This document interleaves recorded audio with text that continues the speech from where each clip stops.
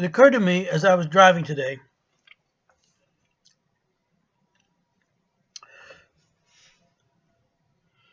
the question of whether someone is a conservative or a progressive may not be the question that we need to be asking. It struck me that the question we should be asking is, are they a real conservative or a real progressive? Or are they a fake? Like Mitch McConnell, is he a real conservative?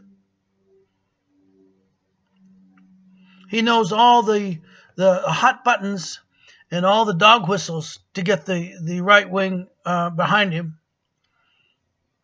Although I can only speak for, just his general success. But isn't the most important thing to a conservative the sovereignty of the nation? I believe it is. A true conservative puts the sovereignty of the nation higher than anything else.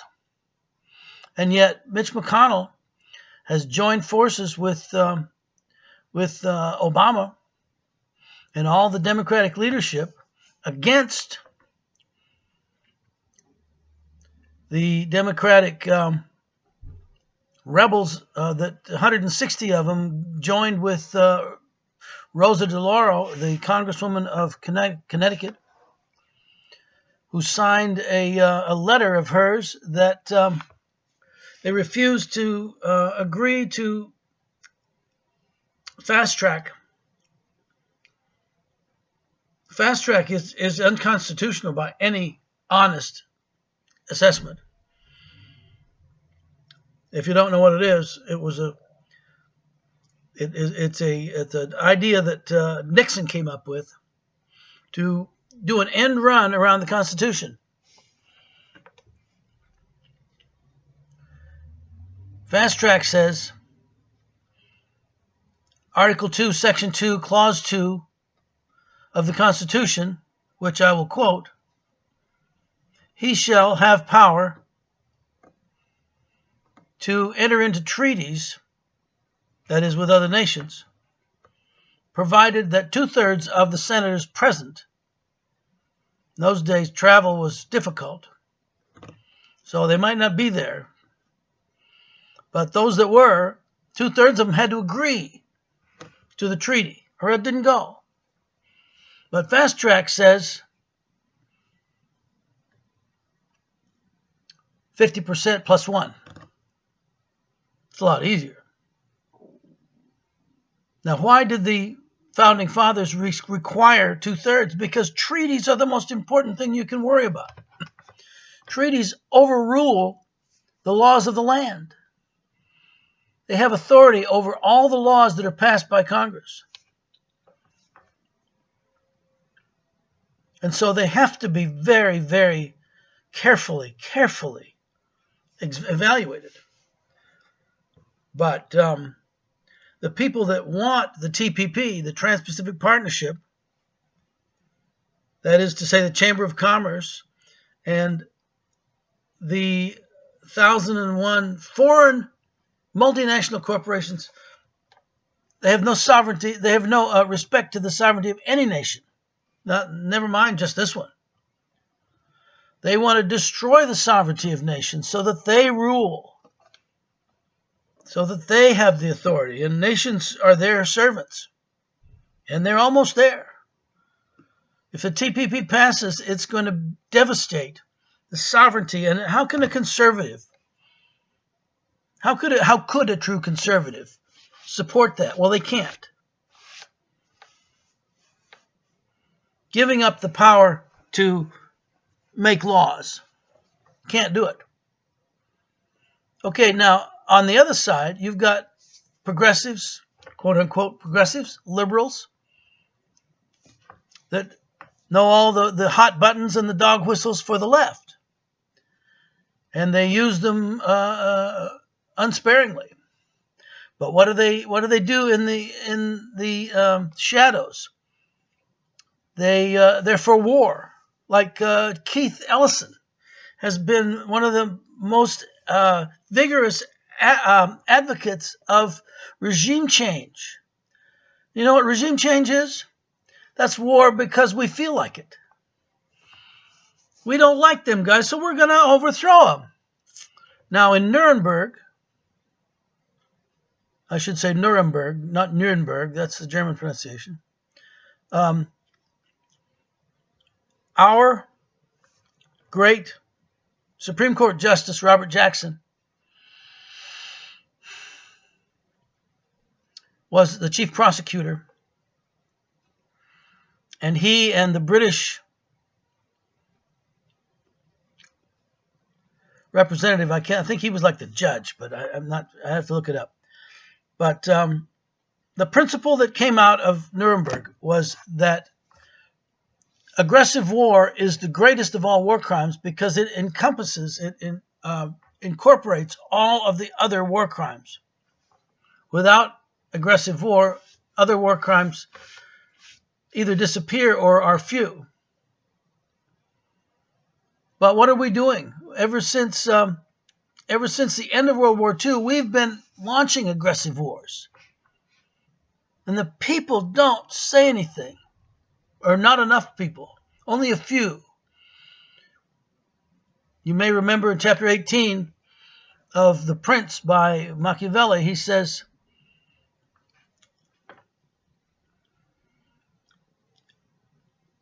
few there are that come in touch with you, speaking to the prince that he wanted to get a job with, Lorenzo the Magnificent de' Medici.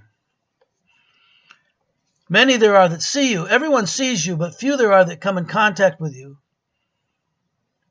And those few cannot effectively overrule the opinion of the many who are, what the implication is, the many that are conned by the politicians. And they love Obama or they love Reagan. But they don't understand what these people are doing to them. And Machiavelli says, the majesty of the state overawes the people. And the guy that knows what's going on and tries to tell them, he's taking a big chance, because he says, princes whom it is not prudent to challenge, with them the results are what matter and not the actual fact behind it. He starts out by saying, sono tanto semplici gli uomini ed obbediscono alla necessità presenti che colui che inganna troverà sempre chi si lascerà ingannare. They are so simple, the people, and so obedient to the necessities of the moment, that whoever wishes to deceive will always find him who will let himself be deceived. So this is what we're up against. And those of us who see what's going on, the greatest thing we can do, the most important thing we can do, is to be channels of this understanding to the rest of the world.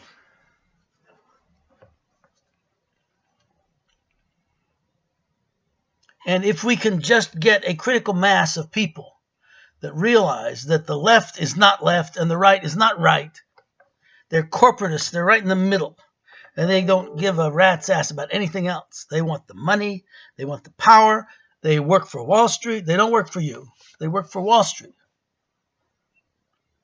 But if Wall Street was as powerful as they want us to believe, they would not be afraid of us. And why do I say they're afraid of us? They keep lying to us. If they weren't afraid of us, they wouldn't need to lie to us. They could just say, suck it up. There's nothing you can do. We got it.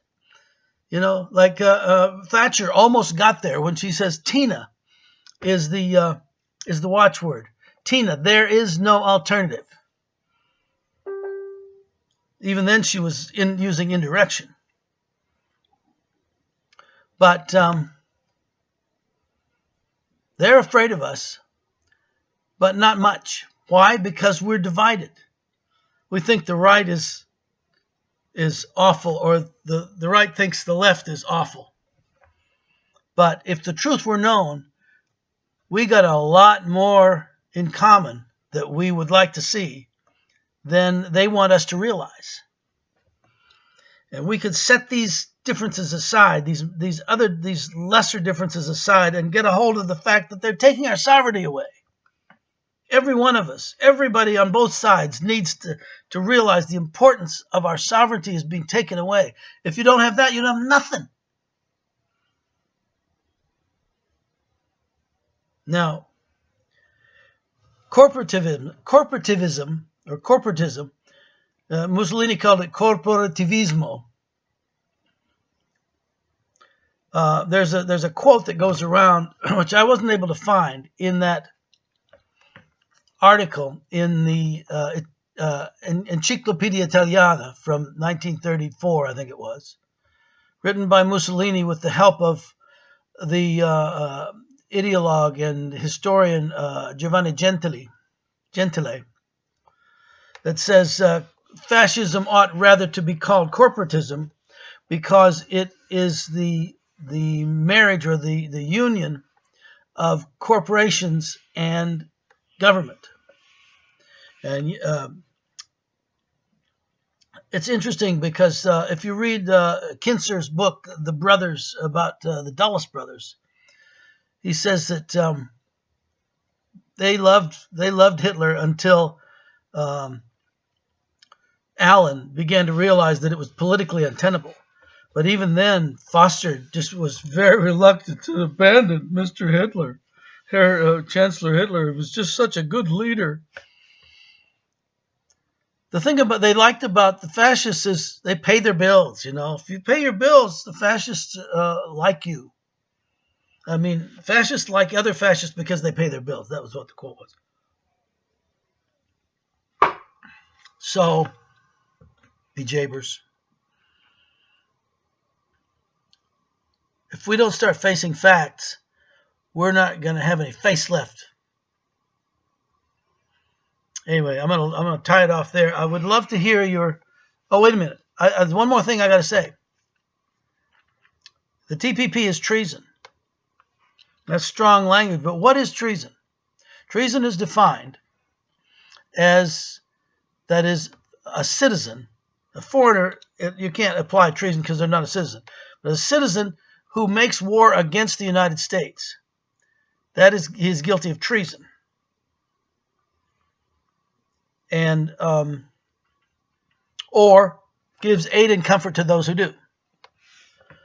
Now, there's more ways to make war than with bullets. You can make war by laying siege to a castle and starving the people out.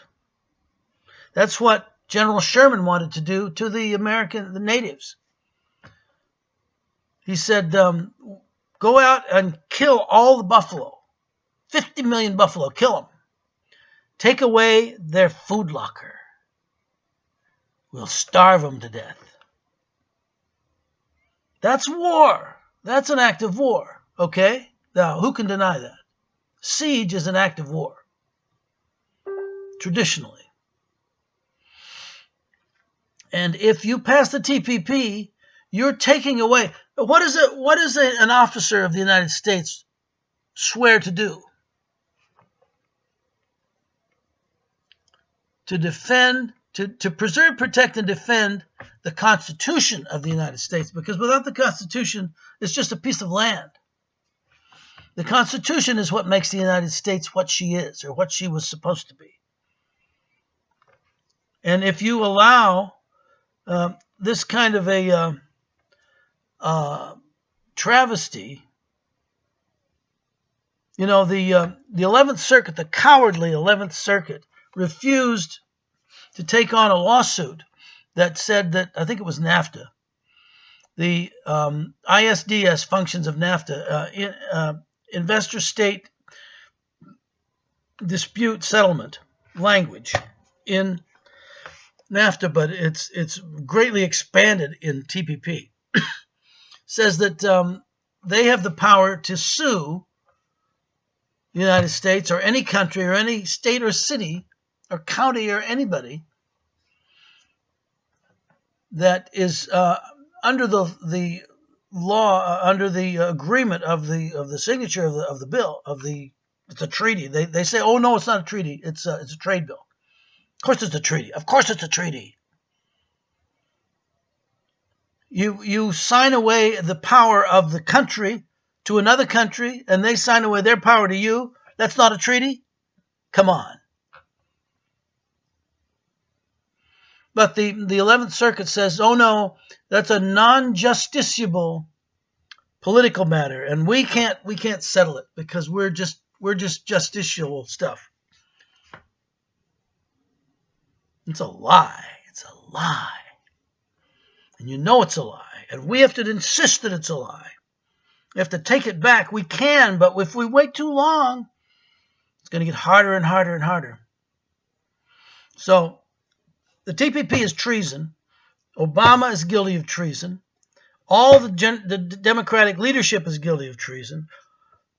90% of the Republicans voted for fast track. They're guilty of treason. All the Republican leaders are guilty of treason because they don't work for us. They work for the corporations. They work for these trillionaires that made their money during the Crusades, like the Savoys and the Frescobaldis, that have trillions of dollars, hundreds of trillions of dollars in several bank accounts.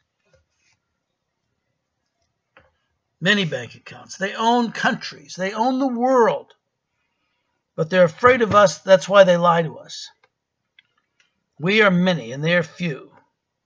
And we have the power to change it, but only if we get out of the mind grip that they have on us and see our fellows, even though we have differences of opinion about certain things, we agree about the most important thing. That's the sovereignty. So I would love to hear anybody's comments, either in Facebook or in this YouTube. So thank you so much for listening.